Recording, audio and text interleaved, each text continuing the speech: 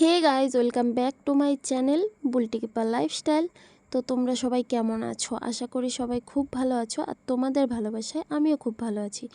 এখন চলে এসেছি আমরা কোচবিহার। তো এখানে আজকে যেহেতু আমার পিরিয়ডের 3 দিন, তো এইচএসজি সরি মানে 3 দিন না, এইচএসজিটা দিয়েছে 3 দিনের জন্য, মানে 7 থেকে 10 দিনের মাঝখানে করতে হবে। তো আজকে আমি সেটার জন্যই এখানে এসেছি, আর মানে এখান থেকে ব্লগটা স্টার্ট করছি। আমি একা একাই বসেছিলাম, আর মা জেঠি এরা হচ্ছে ভেতরে এসির ভেতরেই বসে আছে, মানে এসি আছে ভেতরে, আর এত গরম ছিল। তো আমাদের তারপর ডাকা হলো, সব ইউএসজি শেষ হওয়ার পরে এইচএসজি করবে ডক্টর। তো এখানে সবাই যাচ্ছিলাম, যে অ্যালার্জির একটা, যে এইচএসজি করলে নাকি অ্যালার্জি থাকলে অনেক অসুবিধে হয়, তো সেটাই করার জন্য হাতে একটা ইঞ্জেকশন পুশ করছিল আমাদের। তো এখানে দেখতে পাচ্ছ একটা মানে লোকও নেই, যারা আমরা আর কি এইচএসজি করতে এসেছি তাদের বাড়ির লোক। আর এই যে এখানে ছিল আলট্রা, তো আলট্রার লোক একটাও নেই, যেহেতু সব শেষ হয়ে গেছে। তো তারপরে হচ্ছে এদিকে আমরা এইচএসজি করে বেরিয়ে এসে গেছি। তো প্রথম তো আমার একদমই ব্যথা লাগেনি, কোনো অসুবিধাই হচ্ছিল না। হ্যাঁ, যখন ওষুধটা দিচ্ছিল তখন একটু ব্যথা হয়েছিল, কিন্তু মা কালীকে ডাকার পর সব ঠিক হয়ে গেছে। তারপরে সবাই মিলে একটু স্প্রাইট, তারপর হচ্ছে যে আইসক্রিম খেয়ে নিচ্ছিলাম। হ্যাঁ, আমি খাইনি, কারণ আমার তো শ্বাসের প্রবলেম, তোমরা সবাই জানো, তাই আমি খাইনি। মা, জেঠি এরাই খাচ্ছিল। তো এসে দেখি বরমশাই এখানে চাউমিন খাচ্ছে, মানে বৌদি হচ্ছে মানে বরকে চাউমিন বানিয়ে দিয়েছে। হ্যাঁ, সবাই খাবো, এখানে আছে সবাই, সবারটা বৌদি আর কি চাউমিনটা বানিয়েছে। তো দেখি কেমন হয় খেতে।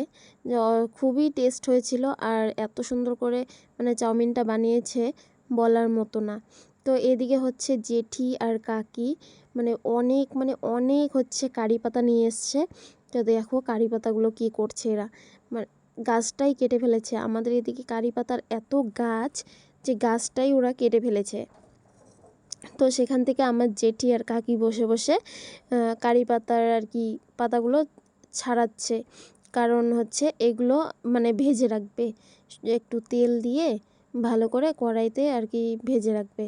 তারপরে ভাজার পর সেটা গুঁড়া করবে, গুঁড়া টুড়া করে মানে মুড়ি দিয়ে প্রত্যেক দিন সকালে আর প্রত্যেক দিন সন্ধ্যাবেলা আমার জেঠি খায়। আমাকেও কদিন দিয়েছে, কিন্তু এত বাজে লাগে আমার খেতে বলার মতন না। আর এটা ছিল ইউএসজি মানে এইচএসজি করার পরের দিন। আমার তো তখন কোনো ব্যথা হয়নি, কিন্তু এখন আমি দেখতে পাচ্ছি পেটে এত প্রচণ্ড ব্যথা কাল রাতে থেকেই, মানে বিছানা থেকে আমি উঠতেই পারছি না।